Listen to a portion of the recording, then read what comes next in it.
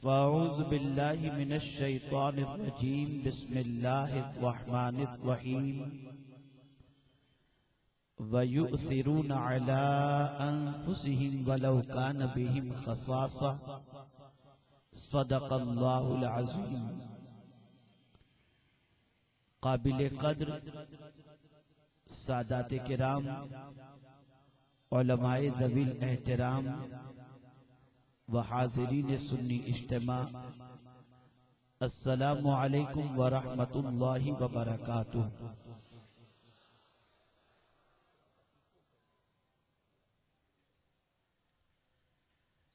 میرے پیارے آقا صلی اللہ تعالی علیہ وسلم کے پیارے دیوانوں، آیہ کریمہ کے جس حصے کی تلاوت کا میں نے شرف حاصل کیا،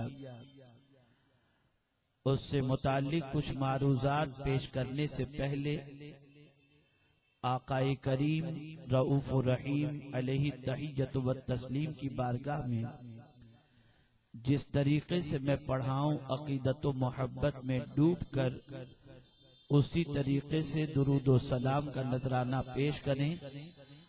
الصلاۃ والسلام علیک یا رسول اللہ،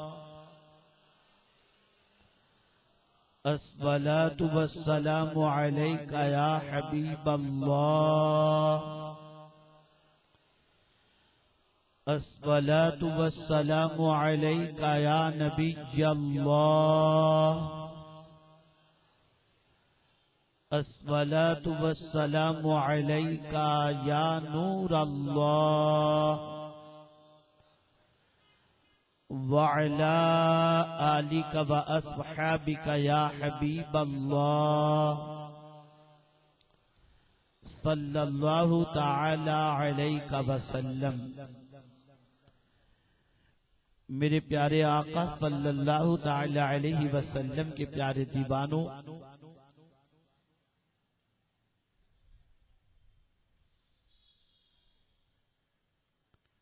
ہم اور آپ اس وقت ذکر الہی اور ذکر رسول صلی اللہ علیہ وسلم کی محفل میں حاضر ہیں، اور سنی دعوت اسلامی کی جانب سے منعقدہ اس اجتماع میں آپ تمامی حضرات کی شرکت کو اور ہم سب کی حاضری کو اللہ رب العزت جل جلالہ اپنے فضل و کرم سے اور اپنے پیارے محبوب صلی اللہ علیہ وسلم کے صدقے میں قبول فرمائے۔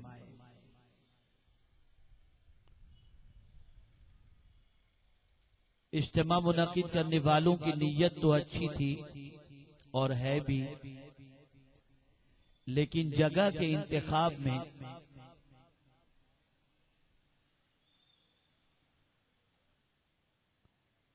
تھوڑی سی غلطی شاید ہو گئی ہے۔ یہ اجتماع کے لیے موزوں جگہ نہیں ہے، اس لیے کہ ایک آدمی کی آواز اور اس کے مقابلے میں بے شمار گاڑیوں کے ہارن کی آواز، ظاہر سی بات ہے کہ انسان کی توجہ کو گاڑیوں کی آواز اپنی طرف ضرور مبذول کراتی ہوگی، لیکن خیر، اب ہم آ گئے ہیں، آپ آ گئے ہیں، تو ہم دونوں یہ کوشش کریں کہ اپنی گفتگو سننے اور سنانے کے سلسلے میں توجہ کو ادھر ادھر نہ ہو سکے اور نہ ہونے پائے، اس کی کوشش کریں۔ میرے پیارے آقا صلی اللہ تعالی علیہ وسلم کے پیارے دیوانوں، یوں تو مسلمانوں کی بہت ساری غلطیاں ہیں، اور آج دنیا کے مختلف علاقوں میں مسلمان بہت ساری غلطیوں میں ڈوبے ہوئے ہیں، کر رہے ہیں، اور مزید غلطیوں کی طرف اپنے قدم کو بڑھاتے ہوئے نظر آ رہے ہیں۔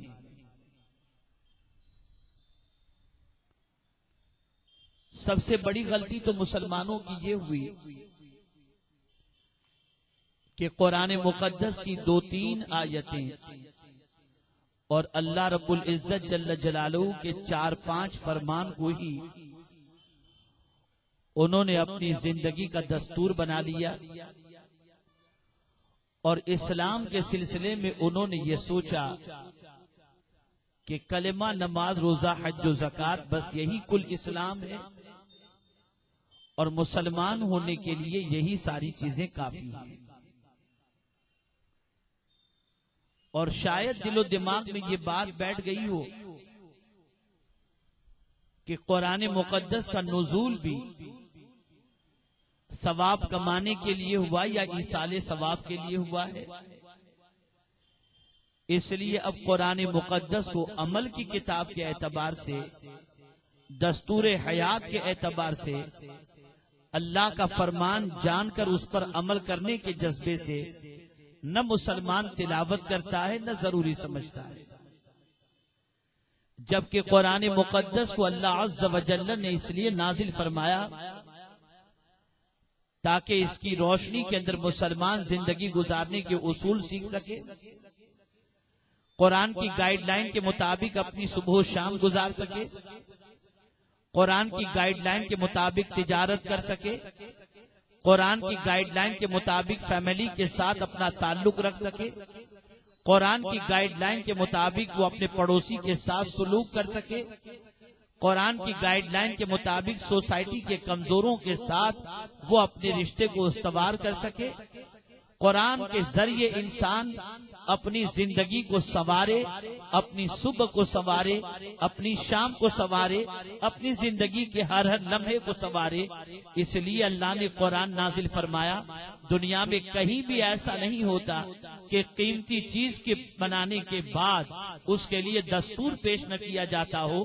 ایک آئی فون آپ استعمال کرتے ہیں تو اس کے اندر بھی آپ کو فنکشن دیے جاتے ہیں، اور ان فنکشن کے مطابق آپ اپنے آئی فون کو استعمال کرتے ہیں۔ میسج کرنا ہے تو میسج کے فنکشن پر جاتے ہیں، واٹس ایپ کرنا ہے واٹس ایپ کے فنکشن پر جاتے ہیں، ای میل کرنا ہے ای میل کے فنکشن پہ جاتے ہیں، ٹویٹ کرنا ہے ٹویٹ کے فنکشن پر جاتے ہیں۔ غرض کہ آپ اپنے آپ کے ایک چھوٹے سے موبائل کے سلسلے میں بھی اتنے کیئرفل ہیں کہ جو فنکشن رکھے گئے ہیں، جو اپلیکیشن موجود ہیں، اسی کے مطابق اپنے موبائل کو آپ استعمال کرتے ہیں۔ موبائل بنانے والے نے یہ دستور اس لیے رکھا تاکہ آپ موبائل سے فائدہ اٹھا سکیں، موبائل کے ذریعے آپ اپنے مقصد کو پورا کر سکیں۔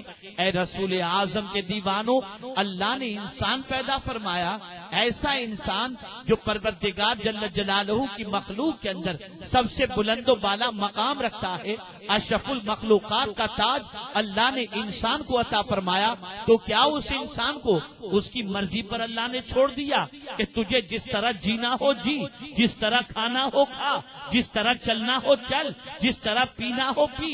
نہیں، اللہ عز و جل نے دستور رکھا، اللہ نے قانون رکھا، اللہ نے اصول عطا فرمائے، اللہ نے ضابطے عطا فرمائے۔ لیکن میرے پیارے آقا صلی اللہ علیہ وسلم کے پیارے دیوانوں، قرآن سے مسلمانوں نے آنکھیں بند کر لی، قرآن سے مسلمانوں نے آنکھیں بند کر لی، اور آج مسلمان قرآن مقدس کی رہنمائی کے اندر اپنی زندگی گزارتا نظر نہیں آتا، اپنی صبح گزارتا نظر نہیں آتا، اپنی شام گزارتا نظر نہیں آتا، اپنے تعلقات قائم کرتا نظر نہیں آتا، پڑوسی کے ساتھ سلوک کرتا ہوا نظر نہیں آتا۔ سوسائٹی بکھر رہی ہے، رشتے ٹوٹ رہے ہیں، دشمنی بڑھ رہی ہے، آپس میں خرابیاں بڑھ رہی ہیں، بھائی بھائی کا دشمن بنتا نظر آتا ہے، ایک پڑوسی کی تکلیف پر دوسرا پڑوسی بے چین نظر نہیں آتا۔ سچویشن یہ ہے کہ انسان اتنا خود غرض بن چکا ہے کہ اپنی زندگی میں اپنے مفاد کے علاوہ کسی اور چیز کی طرف انسان کی توجہ نہیں ہے۔ آج یہ میں قرآن کی روشنی میں بتاؤں کہ وہ فاقہ کش جن کی زندگی کی سچویشن ایسی تھی کہ نانے نمشبی کے لیے وہ پریشان رہا کرتے تھے، جن کے کھانے کے لیے گھروں کے اندر چولہے نہیں جلا کرتے تھے، پیٹ پر جو پتھر باندھتے تھے، ان کی سچویشن یہ تھی کہ وہ خود غرض نہیں تھے، وہ دنیا کو کھلانا جانتے تھے، دنیا کو پلانا جانتے تھے، دنیا کے انسانوں کے ساتھ سلوک جانتے تھے۔ نتیجہ یہ ہوا کہ وہ جہاں چلے جاتے تھے انہیں پیار ملا کرتا تھا، وہ جہاں چلے جاتے تھے ان کا ویلکم کیا جاتا تھا، وہ جہاں چلے جاتے تھے ان کی محبت کے چراغ لوگوں کے سینوں میں روشن ہو جایا کرتے تھے۔ آج یہ میں قرآن مقدس کی روشنی کے اندر آپ کو ایک عظیم قانون پیش کروں، ایک عظیم ضابطہ پیش کروں، ایک عظیم عمل پیش کروں، جس عمل کے چھوڑ دینے کے بعد موجودہ دور کا معاشرہ بکھرتا نظر آ رہا ہے، موجودہ دور کا مسلم معاشرہ ٹوٹتا نظر آ رہا ہے، موجودہ دور کا مسلم معاشرہ ایک دوسرے کا دشمن نظر آ رہا ہے۔ وہ کون سی شے ہم میں سے نکل گئی، وہ کون سی قرآن کی آیت پر عمل کا جذبہ ہم میں سے نکل گیا جس کی بنیاد پر یہ ساری چیزیں آج ہماری سوسائٹی میں پائی جا رہی ہیں۔ آج دنیا چاہتی ہے کہ مسلمان متحد ہو جائیں، دنیا چاہتی ہے، مسلمان چاہتے ہیں کہ مسلمان ایک دوسرے کے بغل گیر ہو جائیں، ایک دوسرے کا خیال کرنے والے بن جائیں، ایک دوسرے کے دوست بن جائیں، ایک دوسرے کے رفیق بن جائیں، ایک دوسرے کی دوریاں دور کر دیں۔ لیکن یہ دوریاں ختم کیسے ہوں گی، یہ تعلقات مضبوط کیسے ہوں گے، گھر گھر جڑتا کیسے نظر آئے گا، بھائی بھائی جڑتے کیسے نظر آئیں گے، سوسائٹی کی یہ خرابی ختم کیسے ہوگی؟ تو آئیے میرے آقا کی تعلیمات کی طرف ہم چلیں اور قرآن کی روشنی کے اندر ہم اسے سمجھنے کی کوشش کریں۔ میرے پیارے آقا صلی اللہ علیہ وسلم کے پیارے دیوانوں، سوسائٹی کے بکھرنے کی وجہ، بھائی بھائی کی دشمنی کی وجہ ایک سب سے بڑی یہ ہے، خود غرضی، سیلفش، گجراتی میں جس کو کہتے ہیں سوارتھی۔ آج دنیا کا مسلمان سیلفش بن گیا، خود غرض بن گیا، اس سے صرف اپنی فکر ہے، اپنے فائدے کی فکر ہے، اپنے عیش و عشرت کی فکر ہے، اور اپنے فائدے کے لیے، اپنی خوشی کے لیے مسلمان اتنا سیلفش ہو چکا ہے کہ بعض تو قوموں کا سودا کر لیتے ہیں، بعض اپنا سودا کر لیتے ہیں، بعض اپنے بھائیوں کے مال پر نظر ڈالتے نظر آتے ہیں۔ یہ سچویشن آج سوسائٹی کی ہو گئی۔ اور میرے آقا صلی اللہ تعالی علیہ وسلم نے جب صحابہ کرام علیہم الرضوان کی تربیت فرمائی تو آقا کریم صلی اللہ علیہ وسلم نے سیلفشنس نکالا، سوارتھ پن نکالا، خود غرضی کو صحابہ کے سینے سے ایسا نکالا کہ اب صحابہ اٹھتے تھے تو پہلے اپنے بارے میں نہیں، حضور کی امت کے بارے میں سوچتے نظر آتے تھے۔ ہندوستان کی سرزمین پر میرے خواجہ تشریف لائے، تجارت کرنے تشریف نہیں لائے تھے، محل بنانے تشریف نہیں لائے تھے، وطن اس لیے نہیں چھوڑا تھا کہ میں ہندوستان کی سرزمین پر پہنچنے کے بعد تجارتی میدان کے اندر اپنا بلند و بالا مقام حاصل کر لوں، نہیں، ہندوستان کی سرزمین پر آئے تھے، تکلیف اٹھاتے آئے تھے، پریشانیوں کو جھیلتے آئے تھے، مصیبتوں کو برداشت کرتے ہوئے آئے تھے، نہ گھر تھا نہ رشتہ دار، لیکن آئے صرف اس لیے تھے کہ جو قوم اللہ اور اس کے رسول سے دور ہے، ہم پتھر کے زخموں کو برداشت کر کے ان کو اللہ سے قریب کریں گے، ان کے رسول سے قریب کریں گے۔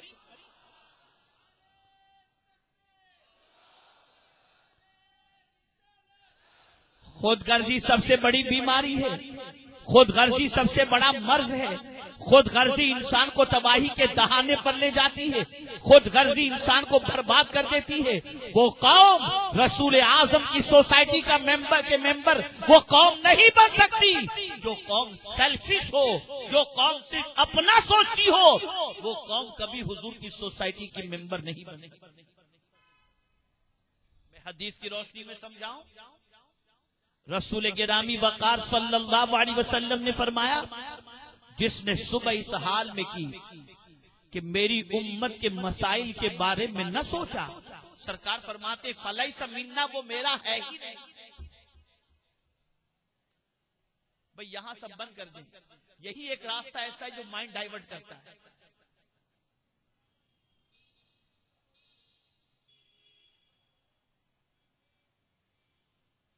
یہاں سے کیا ایک دوسرے کے سر پر آپ بٹھاؤ گے لوگوں کو؟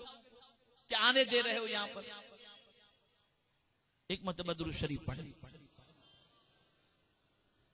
اللهم صل على سيدنا ومولانا محمد معدن الجود والكرم وآله الكرام وابنه الكريم وبارك وسلم صلاة وسلاما عليك يا سيدي يا رسول الله صلى الله تعالى عليك وسلم. میرے پیارے آقا صلی اللہ تعالی علیہ وسلم کے پیارے دیوانوں، خود غرضی کے مرض نے جب مسلمانوں کے سینے کے اندر جڑ پکڑ لی اور مسلمان سیلفش ہو گیا، مسلمان سوارتھی ہو گیا، مسلمان خود غرض ہو گیا، تو آج ہم دیکھ رہے ہیں سیریا کی سچویشن ہمارے سامنے ہے، عراق کی سچویشن ہمارے سامنے ہے، مصر کی سچویشن ہمارے سامنے ہے. ذرا دیکھو، اور روزانہ ہجرت کرنے والے ہزاروں مسلمان کشتیوں میں بیٹھ کر جا رہے ہیں، کشتیاں ڈوب جاتی ہیں، مسلمان برباد ہو جاتے ہیں، تباہ ہو جاتے ہیں، ہلاک ہو جاتے ہیں. میں پوچھنا چاہتا ہوں کہ دنیا کے 52 اسلامی ممالک بظاہر ہونے کے باوجود ان مسلمانوں کو پناہ نہیں دیتے. وجہ سب سے بڑی خود غرضی ہے. کیوں مسلمان کی آبرو پر ہاتھ ڈال رہا ہے؟ وجہ سب سے بڑی یہ ہے کہ خود غرضی ہے. کیوں سعودی اس وقت یمن کے اوپر حملہ کر رہا ہے؟ اس لیے کہ خود غرضی ہے. جبکہ رسول اعظم نے خود حجۃ الوداع کے موقع پر فرمایا تھا، آج کے بعد ایک مسلمان کی آبرو دوسرے مسلمان پر، ایک مسلمان کا مال دوسرے مسلمان پر، اور ایک مسلمان کی جان دوسرے مسلمان پر میں حرام کرتا ہوں. سرکار نے حرام فرمایا تھا، لیکن آج یہ کیوں ہو رہا ہے؟ بادشاہت بچانے ہو رہا ہے، مال کی حفاظت کے لیے ہو رہا ہے، بچوں کے فیوچر کے لیے ہو رہا ہے، تخت و تاج کے لیے ہو رہا ہے. اور رسول اعظم نے اپنی تربیت کے اندر صحابہ کے سینے سے سب سے پہلے خود غرضی کو نکالا. کیسا نکالا تھا؟ کس طریقے سے نکالا تھا؟ ذرا قرآن کی روشنی میں سمجھو، احادیث رسول صلی اللہ علیہ وسلم کی روشنی میں سمجھو.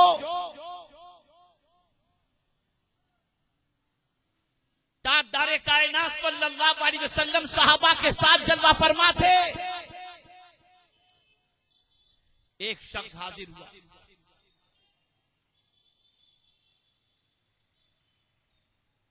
رسول گرامی وقار صلی اللہ تعالی علیہ وسلم نے صحابہ کرام علیہم الرضوان سے اس شخص کے آنے کے بعد ارشاد فرمایا،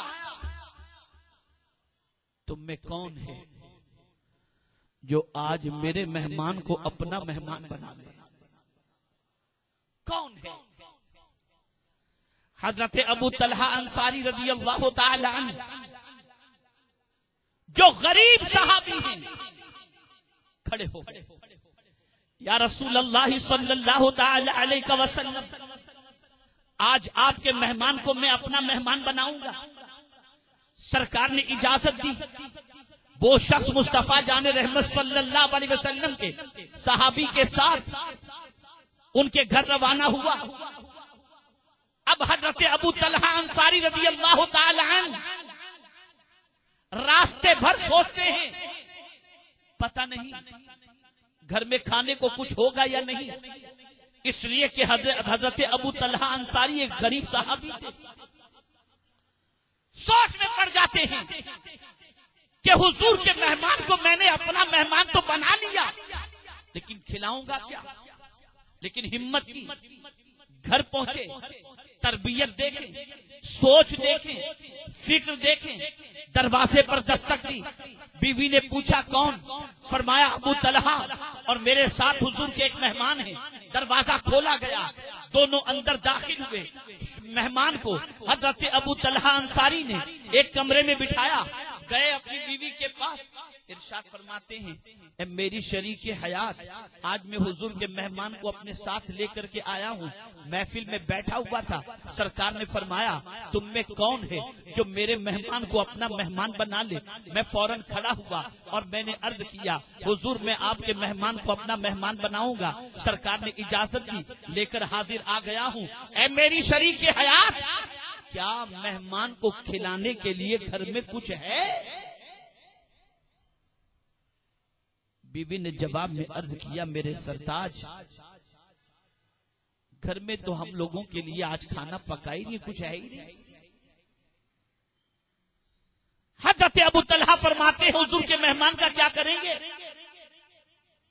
عرض کرتی ہیں اپنے 2 بچے ہیں نا، میں نے دونوں بچوں کے لیے کھانا بنایا ہے. آپ فکر نہ کرو، آج میں اپنے دونوں بچوں کو تھپکیاں دے کر سلا دوں گی، لیکن مصطفیٰ کے مہمان کو بھوکا نہیں رہنے دوں گی۔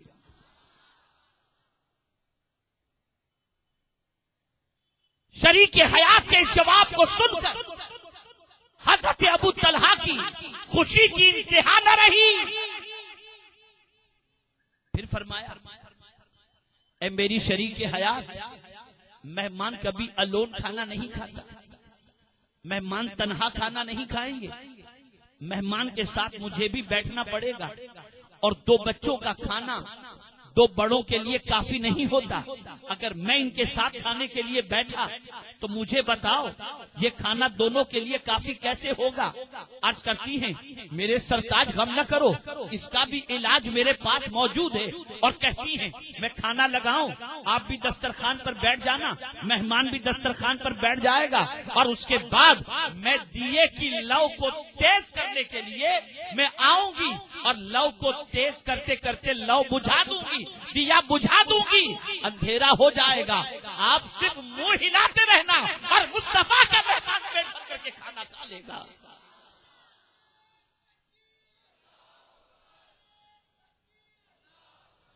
حضرت ابو طلحہ رضی اللہ تعالیٰ عنہ مہمان کے ساتھ دسترخوان پر بیٹھے، وہ آئیں، دیا تیز کرنے کی بجائے اس کی لو کو تیز کرنے کے لیے آئیں، لو کو تیز کرتے کرتے دیا بجھا دیا۔ حضور کا مہمان پیٹ بھر کر کے کھانا کھا لیا اور خود بھوکے رہے۔ صبح ہوئی، مصطفیٰ پیارے کی بارگاہ میں حاضر ہوئے، آیے کریمہ نازل ہو گئی، وَيُؤْثِرُونَ عَلَىٰ أَنفُسِهِمْ وَلَوْ كَانَ بِهِمْ خَصَاصَةٌ، اپنے کی شدید حاجت ہونے کے باوجود اپنی بجائے حضور کے مہمان کو ترجیح دینا، دوسرے کو ترجیح دینا، جن کا خاصہ ہے، اللہ نے ان کی تعریف کے اندر یہ آیے کریمہ نازل کر فرما دی اور ان کی تعریف فرمائی۔ پتہ یہ چلا سرکار کی تعلیم یہ تھی کہ خود بھوکے رہ کر اوروں کو کھلاؤ، حضور کی تعلیم یہ تھی کہ پریشانیوں کے باوجود دوسروں کا خیال کرو، دوسروں کا خیر مقدم کرو، دوسروں کی ضرورتوں کو دیکھو۔ جب سے دنیا نے دیکھ لیا کہ مسلمان خود غرض ہو گیا ہے، اب مسلمان کو لڑایا جا رہا ہے، مسلمان کو آبرو سے کھیلا جا رہا ہے، مسلمان دست و گریباں ہو گئے، اس لیے کہ اپنی روٹی بوٹی کے چکر میں کبھی کوئی ایمان بیچ دیتا ہے، کبھی کوئی قوم بیچ دیتا ہے، کبھی کوئی عقیدہ بیچ دیتا ہے، کبھی کوئی عورت بیچ دیتا ہے، نہ جانے کیا کیا آج سوسائٹی کے اندر ہوتا ہوا نظر آ رہا ہے۔ یہ خود غرضی، یہ سیلفشنس، اسلام اس سے نکالنے کے لیے آیا، اسلام اس سے باہر کرنے کے لیے آیا۔ اسلام یہ تعلیم نہیں دیتا کہ اپنا ہی سوچو، بلکہ اسلام یہ تعلیم دیتا ہے دوسروں کا بھلا چاہنے والا اللہ کے نزدیک عرف و اعلیٰ ہے۔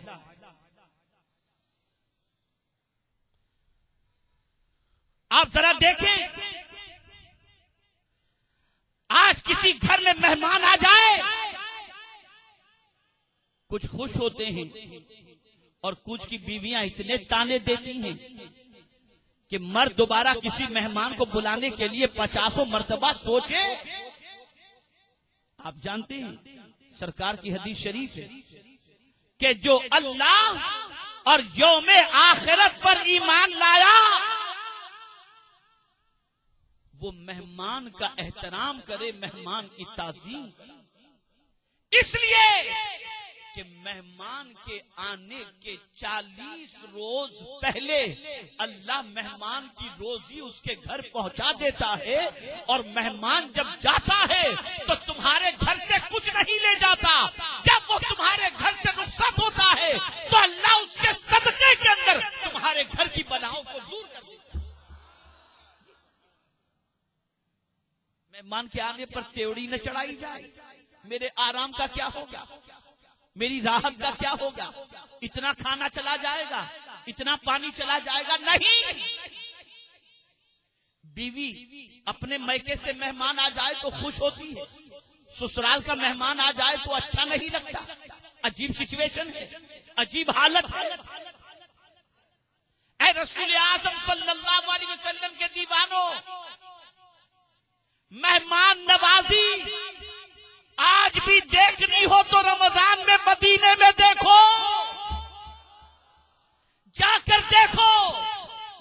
افطار کا وقت نہیں ہوتا، آپ عصر حنفی وقت پر پڑھنے کے لیے جائیں، اتنے سے بچے ہاتھ پکڑ کر کہیں گے آؤ میرے ساتھ افطار کرو، آؤ میرے ساتھ افطار کرو، نہ جان نہ پہچان۔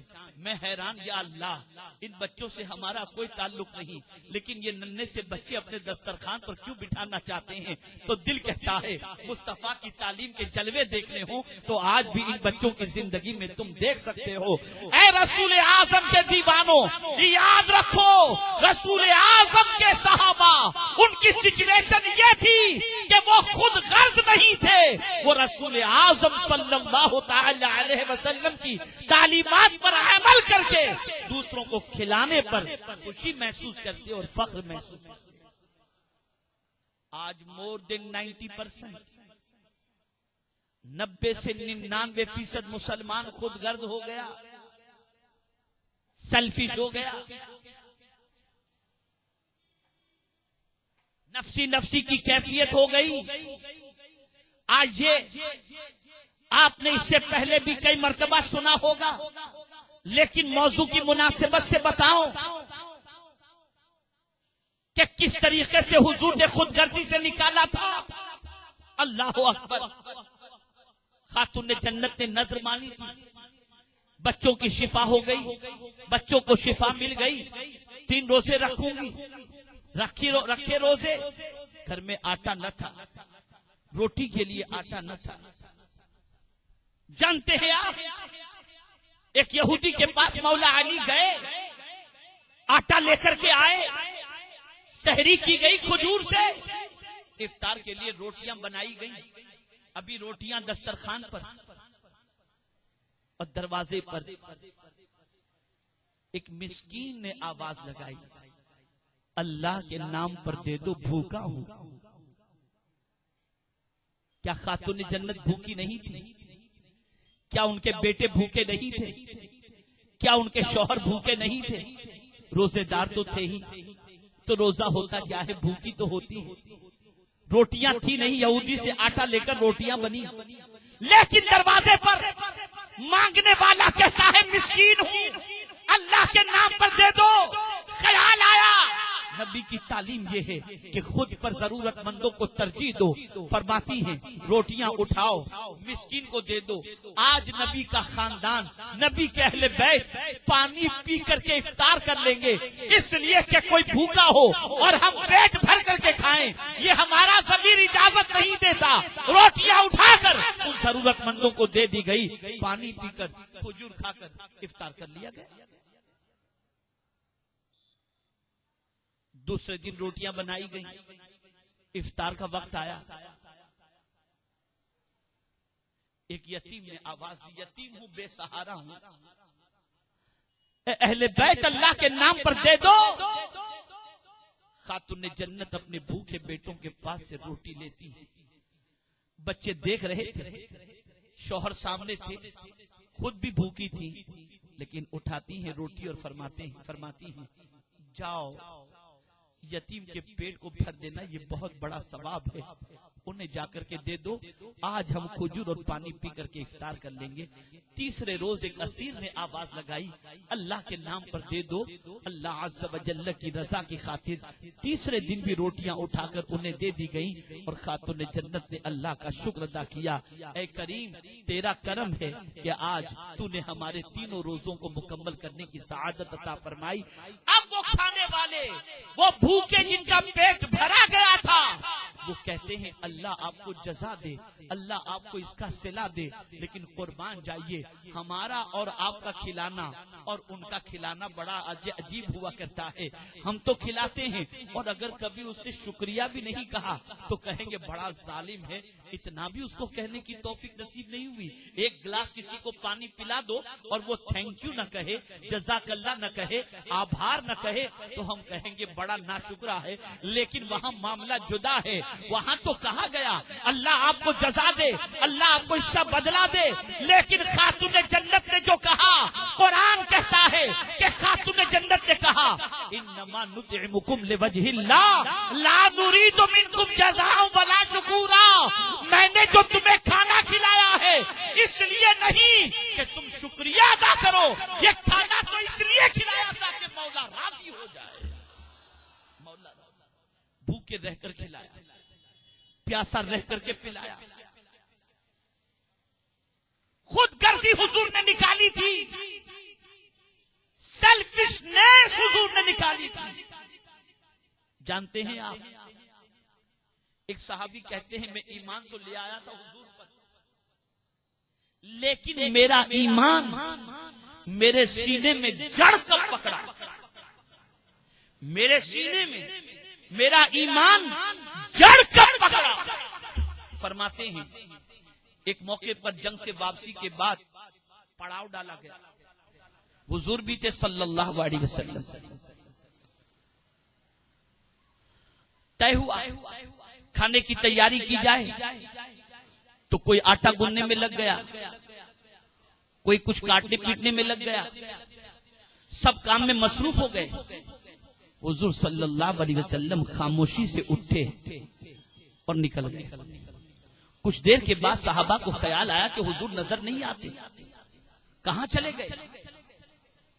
ابھی یہ سوچ ہی رہے تھے کہ دور سے حضور آتے ہوئے دکھائی دیے۔ وہ صحابی کہتے میں نے حضور کو کس حال میں دیکھا؟ فرماتے کہ سرکار کے کاندھے پر لکڑیوں کی گٹھڑی تھی اور حضور اٹھائے ہوئے تشریف لا رہے تھے۔ ہم لوگ دوڑے حضور کے پاس سے وہ گٹھڑی لینے کی ہم نے کوشش کی اور سرکار سے عرض کیا حضور آپ یہ کام کیوں کر رہے ہیں؟ آپ نے یہ لکڑیاں کیوں کاٹی اور کیوں آپ نے اس کی گٹھڑی بنائی؟ ارشاد فرماتے ہیں تم سب بھی کام کر رہے تھے تو میں نے سوچا میں بھی اپنے حصے کا کوئی کام کر لوں اور میں اس طرح سے تمہارے کام میں ہاتھ بٹاؤں۔ سرکار کا یہ کہنا تھا۔ وہ صحابی کہتے ہیں کہ حضور کا یہ عمل دیکھ کر اور حضور کے اس ایثار کو دیکھ کر میرے سینے میں ایمان جڑ پکڑ لیا، اس لیے کہ میں بادشاہوں کو جانتا تھا، سربراہ بردہ افراد کو جانتا تھا کہ کوئی اس طریقے سے دوسرے کا خیال نہیں کرتا تھا جس طریقے سے مصطفیٰ اپنے غلاموں کا خیال فرمایا کرتے تھے۔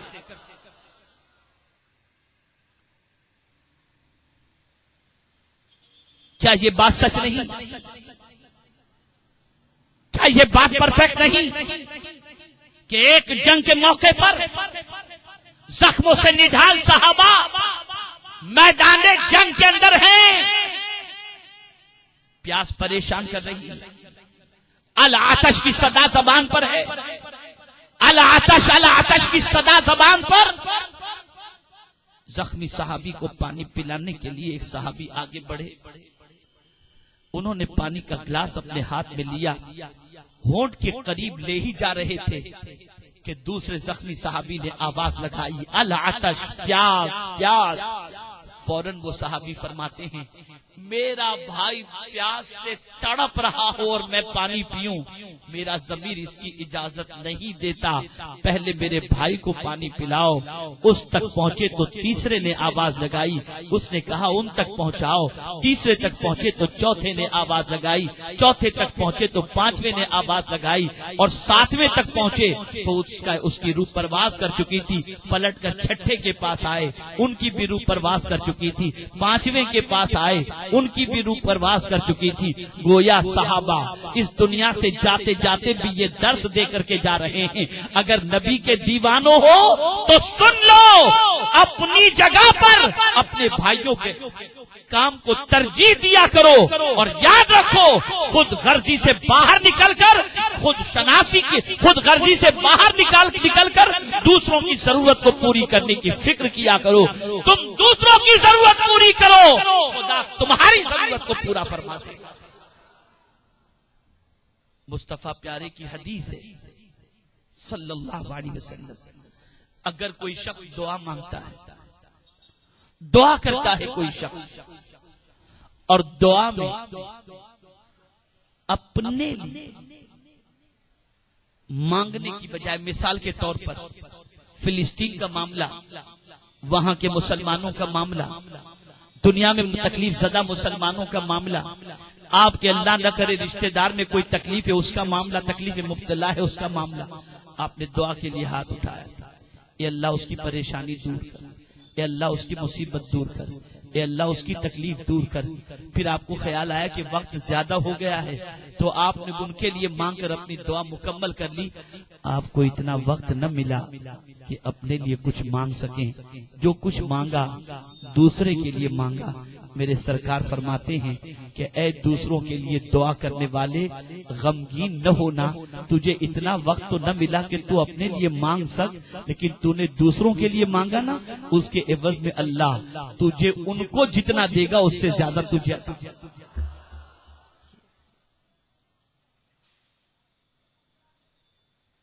آج ہماری پوزیشن کیا ہے؟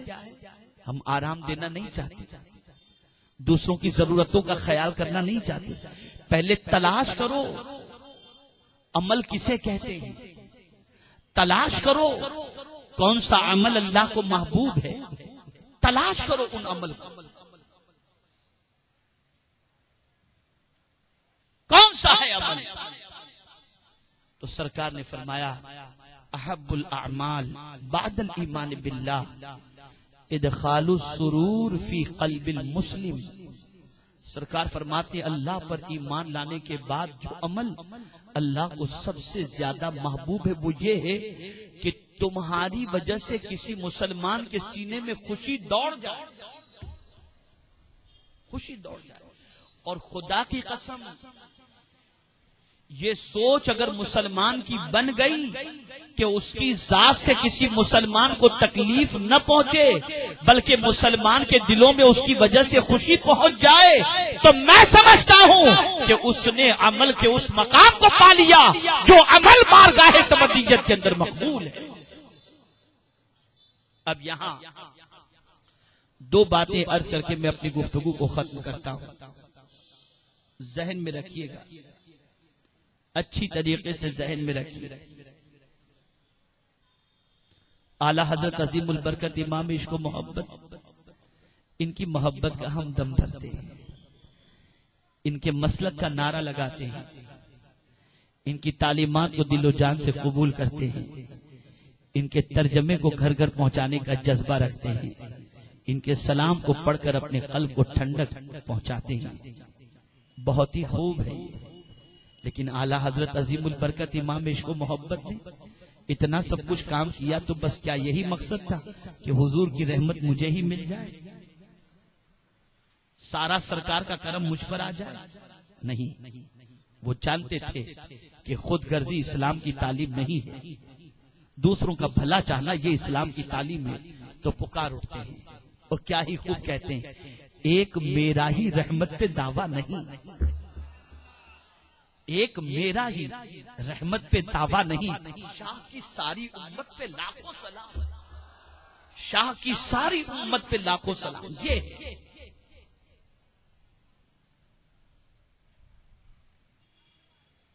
یہ تعلیم ہے امام احمد رضا کی. خود کا سوچنا یہ تو کتا بھی سوچتا ہے، لیکن دوسروں کا سوچنا، دوسروں کا سوچنا، دوسروں کا بھلا چاہنا، دوسروں کے لیے جد و جہد کرنا، دوسروں کے لیے محنت و مشقت کرنا، دوسروں کی تکلیف کو دور کرنا، اس کو سمجھو حدیث کی روشنی. سرکار فرماتے ہیں ایمان کی شاخوں سے متعلق، جب ایمان کی شاخوں کا تذکرہ فرماتے ہیں تو سب سے اعلیٰ شاخ کلمہ طیبہ، اور سب سے ادنا کیا ہے جانتے؟ ایمان کی شاخ. سب سے ادنا کون سی شاخ ہے؟ سرکار فرماتے ہیں راستے سے تکلیف دینے والی چیز کو ہٹا دینا. تکلیف دینے والی چیز کو ہٹا دینا یہ ایمان کی شاخوں میں سے ایک شاخ ہے. اور آج پڑوسی کے گھر کے دروازے پر کچرا رکھ دیتے ہیں، اس کے دروازے یہ حال. یہاں ایک واقعہ مجھے یاد آ رہا ہے، ذہن میں رکھیں. ایک ماں ایسی ہے جو یقین مانو کہ اسے جتنا بھی ماں باپ بچے ستائیں پھر بھی ماں کی آخری تمنا تو یہی ہوتی ہے کہ میرا بچہ دکھی نہ ہو. ایک واقعہ میں آپ کو بتاؤں. ایک ماں اپنے بچے سے بہت پیار کرتی تھی، بے پناہ پیار کرتی تھی. شادی ہو گئی، بیوی نے اپنے شوہر سے کہا تم مجھ سے کتنی محبت کرتے؟ بے پناہ محبت کرتا ہوں. کہا محبت کا ثبوت دو گے؟ کہا ہاں. کیا ثبوت؟ کہا دیکھو تمہاری ماں جو ہے نا بہت کٹ کٹ کرتی ہے، تمہاری ماں کا خیال کرو، ان کو الگ گھر دے دو، مجھے الگ رکھ دو. اور اس کے بعد وہ میکے چلی گئی. اب وہ نوجوان ٹینشن میں رہنے لگا. ماں پوچھتی رہتی تھی کیا بات ہے؟ بولے بس امی کچھ بھی نہیں. تھوڑا سا اپنے آپ کو مولڈ کرنے کی کوشش کیا. ایک دن اس کے دوستوں نے اس سے پوچھا کہ یار تو اپسیٹ رہ رہا ہے کچھ دنوں سے، کیا بات ہے؟ بولے یار مجھے سولوشن سمجھ میں نہیں آ رہا ہے. بیوی کہتی ہے ماں کو نہیں نکالے گا تو میں تیرے ساتھ نہیں رہوں گی، اور ماں کا دل دکھانا مجھے اچھا نہیں لگتا. کہا کیوں ٹینشن لیتا ہے؟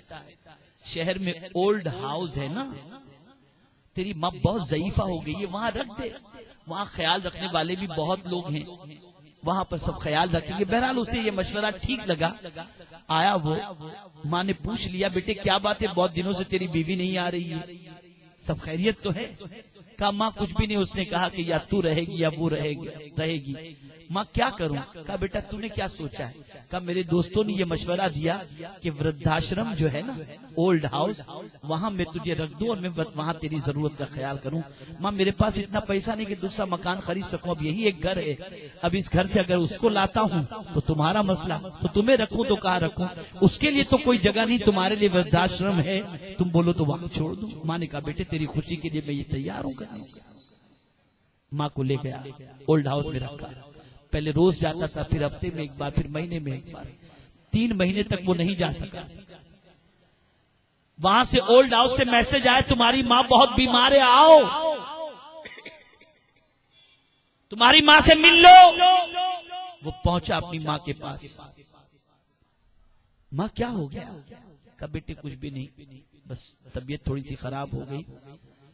ماں مجھے معاف کر دے، میں کیا کروں، میں مصروف تھا، بچوں کے اندر لگ گیا تھا، یہ وہ سب معافی تلافی اس نے کی. ماں نے کہا میرے بیٹے تو نے جو کچھ کیا سو کیا، مجھے اس سے کوئی شکایت نہیں ہے، لیکن کیا اس وقت میری ایک آخری تمنا ہے، تو میری تمنا پوری کرے گا؟ ماں جو تم بولو اس وقت میں تمہاری تمنا پوری کروں گا. بیٹے ایک کام کر، جس اولڈ ہاؤس میں تو نے مجھے رکھا ہے نا، یہاں پر پنکھے نہیں ہیں، گرمی سے میرا برا حال ہو رہا ہے، تو بیٹے یہاں پر پنکھے لگوا دے، اللہ نے تجھے دیا ہے لگوا دے. ہم لگوا دیتا ہوں. پھر پوچھتا ہے ماں تمہاری جو طبیعت ہے اس اعتبار سے تو بس اللہ ہی تم پر کرم فرمائے، میں نہیں کہہ سکتا کہ اللہ نے کتنی زندگی تمہاری رکھی ہے. یہ پنکھے اتنے لگوانے کی نصیحت تم آخری وقت میں مجھے کیوں کر رہی ہو؟ غور سے سن. اس وقت ماں کی ممتا کیا جواب دیتی ہے؟ ماں نے کہا میرے بیٹے میرے لیے نہیں لگوا رہی یہ پنکھے میرے لیے نہیں لگوا رہی ہوں. جس طرح سے میرے بڑھاپے میں تو نے مجھے یہاں لا کر پٹک دیا، ہو سکتا ہے تیرے بڑھاپے میں تیرے بچے بھی تجھے لا کر یہاں رکھتے ہیں. تو پنکھے تیرے لیے لگوا رہی ہوں اس لیے کہ میں تو گرمی میں دن کاٹ چکی، پنکھے لگے ہوں گے، تجھے تیرے بچے یہاں چھوڑ دیں گے تو تجھے گرمی نہ ہو، اس کے لیے پنکھے لگانے کی بات کر رہے ہیں. یہ ہے ماں کی ممتا، یہ ہے ماں کا جذبہ. وہ ہمیشہ اپنی اولاد کی فکر کرتی ہے، لیکن ایک پیریڈ ایسا بھی آتا ہے جہاں ماں بھی اپنے بچے کی فکر نہیں کرے گی، باپ بھی اپنے بیٹے کی فکر نہیں کرے گا، بیوی اپنے شوہر کی فکر نہیں کرے گی. یوم یفر المرء من اخیہ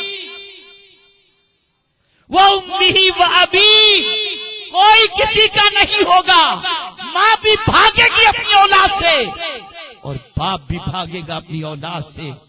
تو اعلی حضرت کہتے ہیں ماں جب اکلوتے کو چھوڑے قیامت کے دن، ایک ہی بیٹا تھا، قیامت کا سما ہے، اور ماں اس وقت اپنے اکلوتے بیٹے کو جب چھوڑے گی تو اعلی حضرت کہتے ہیں ماں جب اکلوتے کو چھوڑے آ آ کہہ کے بلاتے یہ ہیں، تو قیامت میں آ آ کہہ کر بلانے والی جو ذات ہوگی وہ میرے مصطفیٰ پیارے کی ذات ہوگی۔ اسی لیے قیامت میں حضور وہاں بھی خود غرضی کا جنازہ نکال رہے ہیں، سب نفسی نفسی کہیں گے، لیکن وہاں بھی میرے مصطفیٰ کی زبان پر امتی امتی ہوگا، امتی امتی ہوگا۔ سب سے بڑا مرض آج کے دور کا مسلمانوں کے اندر اگر کوئی پیوست ہو چکا ہے یا لگ چکا ہے تو وہ سیلفش اور خود غرضی کا مرض ہے، خود غرضی کا مرض۔ ماضی قریب کے ایک عاشق رسول مرزا عبدالشکور بیگ علیہ الرحمہ اس دنیا سے آج سے کم و بیش 10-15 سال پہلے وصال فرما گئے۔ بڑے زبردست عاشق رسول تھے۔ قطب مدینہ علامہ ضیاء الدین مدنی رحمت اللہ تعالی علیہ کی محفل کے وہ شاعر تھے، اور 25 سفر کو قطب مدینہ علامہ ضیاء الدین مدنی علیہ رحمہ کی محفل میں وہ بیٹھے تھے، تو قطب مدینہ نے ان سے فرمایا تھا مرزا صاحب میرے پیر و مرشد اعلی حضرت کی شان میں بھی کچھ کہیں۔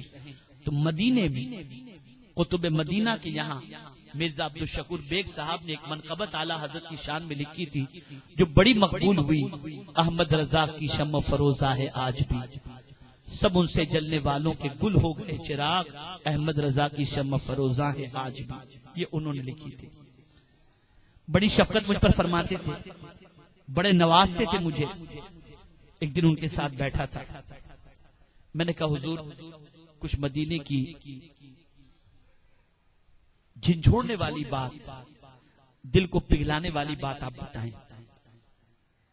اس لیے کہ وہ 6 مہینے مدینے میں رہتے تھے، 6 مہینے ہندوستان میں رہتے تھے، تو مجھ سے فرماتے مولانا ایک واقعہ سناؤں؟ میں نے کہا جی حضور۔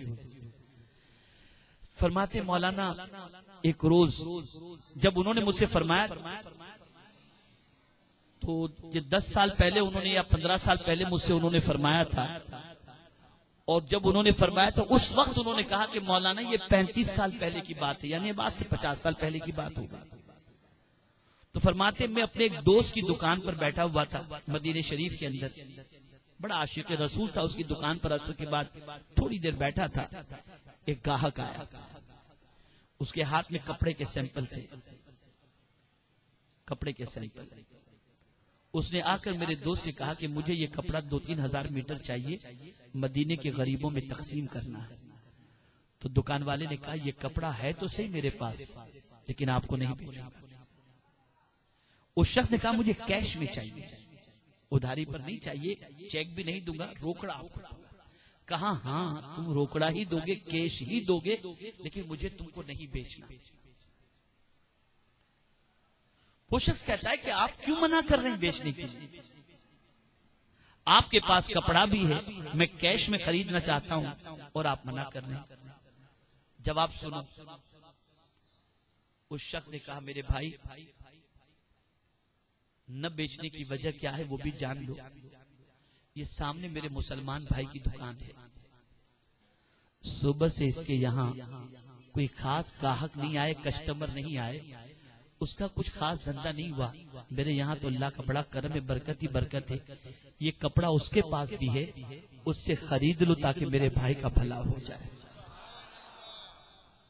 پھر مرزا صاحب فرماتے مولانا اب تو یہ کہانی رہ گئی، اب اس کی حقیقی جلوے آج آپ پوری دنیا میں دیکھنا چاہیں تو نہیں مل سکتے۔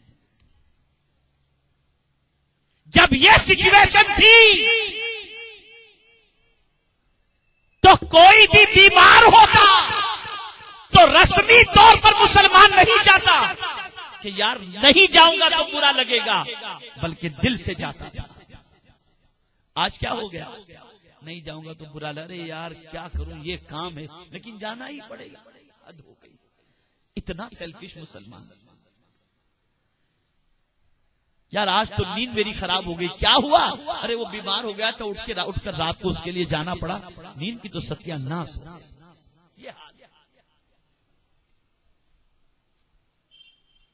یہ سچویشن جب کسی قوم کا مزاج ایسا بن جائے تو اس قوم کو کہیں بھی مار پڑتی ہو کوئی دوسرا مسلمان بچانے کے لیے نہیں آئے گا. اور بے حسی کا عالم آج مسلمانوں کا یہ ہے کہ تڑپتے ہوئے مسلمانوں کو دیکھ کر بھی آج ان کے لیے دعا کرنے کا خیال بھی نہیں آتا. اور پھر ہم کہتے ہیں مسلمان بیدار ہو جاؤ, خود غرضی سے باہر نکلو, خود غرضی کو نکالو, سیلفش بنا نکالو, سوارتھی بننا چھوڑ دو. یہ قرآن کی بھی تعلیم ہے, یہ مصطفیٰ پیارے صلی اللہ علیہ وسلم کی بھی تعلیم ہے.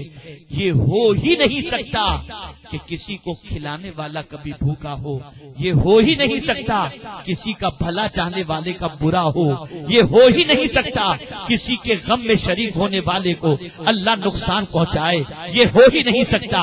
ارے سوچو, ایک پیاسے کتے کو پانی پلانے کی وجہ سے جب عورت کی بخشش ہو سکتی ہے تو ایک مسلمان کے دکھ درد میں شریک ہونے والے پر اللہ کرم کی نظر نہیں فرمائے گا.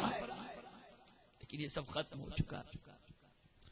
میرا میرا میرا میرا میرا میرا بس صرف میرا, میں یہ اس طرح سے چل رہا ہے کہ میں کے علاوہ کچھ نہیں نظر آتا. اور اعلیٰ حضرت علیہ الرحمہ نے بسم اللہ الرحمن الرحیم کے ترجمے ہی میں بتا دیا, میں کو نکالو اللہ ہی کو سامنے رکھو. تو ترجمہ کر دیا بسم اللہ الرحمن الرحیم, اللہ کے نام سے شروع کرتا ہوں, میں کو ہٹا دیا. اور جب یہ میں نکل جائے تو پھر آپ یہ سمجھ لو کہ دنیا بھی سنور جاتی اور آخرت بھی سنور جاتی. آپ جانتے ہیں کسی مسلمان کی تکلیف کو دور کرنے کے لیے آپ چند قدم چلے, اس کا صلہ نہیں ملے گا. اس کا صلہ یہ ہے کہ حضور صلی اللہ علیہ وسلم فرماتے ہیں کسی مسلمان کی تکلیف کو دور کرنے کے لیے چلنا یہ میری مسجد میں 2 مہینے کے اعتکاف سے بہتر ہے. بہتر ہے. آج تو چلتے ہیں تکلیف پہنچانے کے لیے, راحت پہنچانے کے لیے. تو سوچ بدلو, فکر بدلو, خیالات بدلو. غوث پاک رضی اللہ المولا تبارک و تعالی عنہ نے بھی ایسا ہی کیا. کیا وہ واقعہ یاد نہیں کہ بھوک سے سیدنا غوث پاک پریشان تھے, بہت سارے دن گزر گئے تھے, کھانے کے لیے کوئی چیز میسر نہ تھی. آپ مسجد میں تشریف فرما ہوئے, ایک شخص کو دیکھا کہ وہ وہاں پر حاضر ہوا اور اپنے تھیلے سے روٹی اور گوشت نکالا. اس نے غوث پاک سے کہا آپ بھی شریک ہو جائیں. غوث پاک نے اس سے نام پوچھا, اس نے بتایا میں جیلان کا رہنے والا ہوں. تو اس شخص نے کہا میں جیلان کا رہنے والا ہوں. غوث پاک رضی اللہ تعالیٰ عنہ نے فرمایا میں بھی جیلان کا ہوں. اس نے کہا آپ عبد القادر کو جانتے ہو؟ غوث پاک نے فرمایا ہاں میں ہی تو عبد القادر ہوں. اس نے فوراً معافی مانگی, مجھے معاف کر دیجئے, مجھے معاف کر دیجئے. غوث پاک نے فرمایا تمہاری اور میری تو یہ پہلی ملاقات ہے اور تم مجھ سے معافی کس بات کی مانگ رہے ہو؟ کہتا ہے یہ جو روٹی اور گوشت ہے نا, یہ آپ کی ماں نے مجھے آپ کو دینے کے لیے کچھ رقم دی تھی. جب میری رقم خرچ ہو گئی تو میں بھوکا تھا, آپ کی رقم سے میں نے یہ خریدا ہے اور یہ میں کھانے کے لیے بیٹھ گیا. اس کے لیے میں معذرت چاہتا ہوں, یہ آپ ہی کا کھانا ہے, آپ ہی کی رقم کا کھانا ہے, یہ آپ کی رقم, آپ باقی بچی بھی قبول فرما لے اور مجھے معاف فرما دیں. غوث پاک نے بقدر ضرورت اس میں سے رقم لی اور باقی رقم اسے دے دی اور فرمایا تو مسافر ہے, تجھے کام آ جائے گا. اللہ اکبر. آپ سوچو میرے غوث پاک نے بھی یہی تعلیم دی کہ خود اپنی ضرورت پر دوسروں کی ضرورت کو ترجیح دیا. یاد رکھو یہ اگر کسی کا ذہن بن جائے اور سوچ بن جائے, میرا مولا دنیا اور آخرت دونوں میں اسے عزت عطا فرماتا ہے. تو سوچ بدلو, فکر بدلو, نظریات بدلو, دوسروں کو راحت دینے کا جذبہ پیدا کرو, دوسروں کی خوشی میں خوش رہنے کا جذبہ پیدا کرو. کیا آپ کو نہیں معلوم میرے آقا صلی اللہ علیہ وسلم مسجد نبوی شریف کے مصلی پر تشریف لے جا رہے تھے کہ مسجد نبوی شریف کے قریب سے کسی بچے کے رونے کی آواز آئی. سرکار مصلی چھوڑ دیتے ہیں, اترتے ہیں مصلی سے, اس گھر کی طرف بڑھتے ہیں جہاں سے بچے کے رونے کی آواز آئی تھی. سرکار نے دروازے پہ دستک دی, اور دروازہ جب کھولا گیا تو حضور نے پوچھا بچہ تمہارے یہاں رو رہا ہے؟ ماں نے کہا ہاں. کیوں رو رہا ہے یا رسول اللہ؟ گھر میں دودھ نہیں ہے اس لیے بچہ بھوک سے رو رہا ہے. سرکار دودھ کی تلاش میں نکل پڑتے ہیں اور تلاش کر کے دودھ لاتے ہیں اور پھر اس کے بعد اس بچے کو دودھ پیش کرتے ہیں. بچہ جب دودھ پی کر مسکرانے لگا میرے آقا کے چہرے پر بھی مسکراہٹ آ گئی اور سرکار مسکرانے لگے. سرکار نے پیغام دیا دوسروں کو ہنسی دینے والا, دوسروں کو خوشی دینے والا, دوسروں کو راحت دینے والا میرا ہی غلام ہو سکتا ہے, تکلیف دینے والا نہیں. آپ جانتے ہو جب ٹوئنز ٹاور پر امریکہ میں اٹیک ہوا اس وقت کینیڈا کی ایک نیو مسلم بچی سے اس کے پیرنٹ نے کہا تھا میری بیٹی تم نے دہشت گردوں کا اور ٹیررسٹ کا دین قبول کر لیا. ذرا دیکھو ٹوئنز ٹاور پر اٹیک کر کے 4000 لوگوں کو مسلمانوں نے ختم کر دیا, ان کا دین تم نے قبول کیا ہے. اس موقع پر اس بچی نے یہی جواب دیا تھا اللہ اکبر, اے میری ماں سن لو, میں نے کسی ٹیررسٹ کی زندگی پڑھ کر کے اسلام قبول نہیں کیا, میں نے تو رحمت للعالمین کی زندگی پڑھ کر اسلام قبول کیا ہے. اور رحمت للعالمین کی زندگی کے اندر ایک واقعہ بھی ایسا بتا دو کہ حضور نے کسی جانور پر بھی ظلم کیا ہو, میں اسلام چھوڑ دوں گی. یہ ہے میرے نبی کا مشن. نماز پڑھنا عبادت, روزہ رکھنا عبادت, حج کرنا عبادت, زکات دینا عبادت, لیکن یہ بھی اللہ عز و جل کی عبادت ہے. اگر اللہ کی رضا کی خاطر کسی کو خوش کیا جائے, اللہ کی رضا کی خاطر اپنی خواہش کو دوسرے کی خواہش پر ترجیح دی, اپنی خواہش کو قربان کیا جائے, مولا اس سے راضی ہوتا ہے, اللہ کے رسول صلی اللہ علیہ وسلم اس سے راضی ہوتے ہیں. اس کو ایک مثال کے ذریعے سمجھا دوں. آپ کا کوئی مہمان آیا, آپ کے گھر میں جگہ تنگ ہے, آپ کے گھر میں فنکشن ہے, آپ کے گھر مہمان آ گئے اور مہمان آنے کی وجہ سے کسی دوست نے کہا فکر نہ کر, تیرے مہمان کے لیے میرے گھر کا دروازہ کھلا ہے, اسے کوئی تکلیف نہیں ہوگی. اس مہمان کو, آپ کے مہمان کو آپ کے دوست نے گھر میں پناہ دی, رکھا, کھلایا پلایا, اچھی طریقے سے رکھا, کوئی تکلیف نہیں دی. مہمان جاتے وقت آپ سے کہے یقین مانو یا تمہارا دوست لاجواب ہے, کوئی تکلیف ہونے ہی نہیں دیا, بڑا خیال کیا اس نے. آپ کے دل سے یہ بات نکلے گی میرے دوست کا کیا کہوں, اللہ اس کو بہترین جزا عطا فرمائے. آپ کے مہمان کا آپ کا دوست خیال رکھے تو آپ اتنے خوش ہوتے ہو. اللہ ساری مثال سے پاک ہے. اگر کوئی حضور کے بندے کا خیال رکھے, حضور کی امتی کا خیال رکھے, اللہ کے بندے کا خیال رکھے, مولا کتنا خوش ہوگا, مولا کتنا راضی ہوگا کہ یہ بندہ میرا ہے لیکن اس کی خوشی کا خیال میرا یہ بندہ رکھ رہا ہے. اللہ کتنا راضی ہوگا, اس کے رسول کتنے راضی ہوں گے کہ میرے امتی کا اتنا خیال کیا جا رہا ہے. تو اے رسول اعظم کے دیوانوں, حضور کو راضی کرنا ہے, رب کو راضی کرنا ہے, تو حضور کی امت کا بھلا چاہو, اللہ رب العزت جل جلالہ کو خوش کرنا ہے تو اللہ کے بندوں کا بھلا چاہو. انشاءاللہ العظیم دنیا اور آخرت دونوں میں اللہ عز و جل اس کا صلہ عطا فرمائے گا. اللہ مجھے آپ کو سب کو اللہ اور اس کے رسول کی رضا کے لیے اچھے کام کرنے کی توفیق نصیب فرمائے اور ہم سب سے وہ کام لے جس سے اللہ اور اس کے رسول راضی ہو جائیں. وما علینا الا البلاغ المبین. جائیں نہیں, اعلان سنیں. سورت والو خوش ہو جاؤ ماشاءاللہ. سبحان اللہ سبحان اللہ. ابھی تک اجتماعات ہو رہے ہیں. اب علم کے زیور سے آراستہ کرنے کے لیے آپ کے شہر میں سنی دعوت اسلامی کا اسکول انشاءاللہ آ رہا ہے. تعمیری کام چل رہا ہے, 2 سلیب ہو چکے ہیں الحمدللہ. اللہ نے چاہا تو بہت جلدی اسکول انشاءاللہ شروع ہو جائے گی.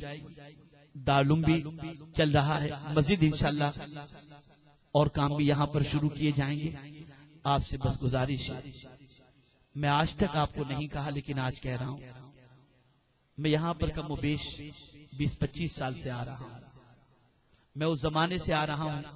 میرے ساتھی حاجی مقصود, حاجی سراج, حاجی الیاس وغیرہ یہ جو ہیں, اس زمانے میں ان کے پاس بجاج چیتک تھی, ویسپا, مجھے آج بھی یاد ہے.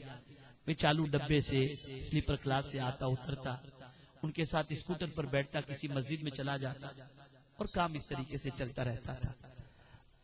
الحمدللہ سرکار صلی اللہ علیہ وسلم کی نالے نے پاک کے صدقے میں میری کوشش اس وقت بھی یہی تھی، آج بھی یہی ہے کہ ہم ایسے بن جائیں کہ ہمیں بتانے کی ضرورت نہ ہو کہ ہم غلام رسول ہیں. علم و عمل سے ایسے آراستہ ہو جائے کہ ہمیں دنیا دیکھے تو کہے یہ غلام مصطفیٰ جا رہا ہے. اس کے لیے تعلیم بھی ضروری تھی، تربیت بھی ضروری. الحمدللہ اس کا انتظام بھی اب کیا جا رہا ہے. میری آپ سے گزارش ہے آپ تحریک سے جڑو. میں آپ کو ایک نہیں سینکڑوں صورت کے ایسے نوجوان آپ کے سامنے کھڑا کر سکتا ہوں جو تحریک سے وابستہ ہونے کے بعد مصطفیٰ پیارے کی سنتوں کے سانچے میں ڈھل گئے. الحمدللہ تحریک سے جڑیں گے محبت رسول کا جذبہ پیدا ہوگا، تحریک سے جڑیں گے نیکیوں کا جذبہ پیدا ہوگا، تحریک سے جڑیں گے گناہوں سے نفرت پیدا ہوگی. علماء باعمل کی صحبت اختیار کرو، تحریک سے وابستہ ہو جاؤ، ہفتہ واری اجتماع میں شریک ہوا کرو اور دین کی اعلیٰ تعلیم سے آراستہ اپنے آپ کو کرو. انشاءاللہ دنیا اور آخرت دونوں سنور جائے گی. اللہ ہم سب پر کرم کی نظر فرمائے. وما علینا الا البلاغ المبین. السلام علیکم ورحمۃ اللہ وبرکاتہ. مکتبہ طیبہ آپ کے شہر میں قائم ہے، وہاں پر بہت ہی معلوماتی کتابیں اور CDs وغیرہ وہاں پر دستیاب ہیں. آپ اسے لیں، دوسروں تک پہنچائیں تاکہ دوسرے بھی اسے سنیں سمجھیں اور اپنی زندگی کے اندر تبدیلی لانے کی کوشش کریں. السلام علیکم ورحمۃ اللہ وبرکاتہ.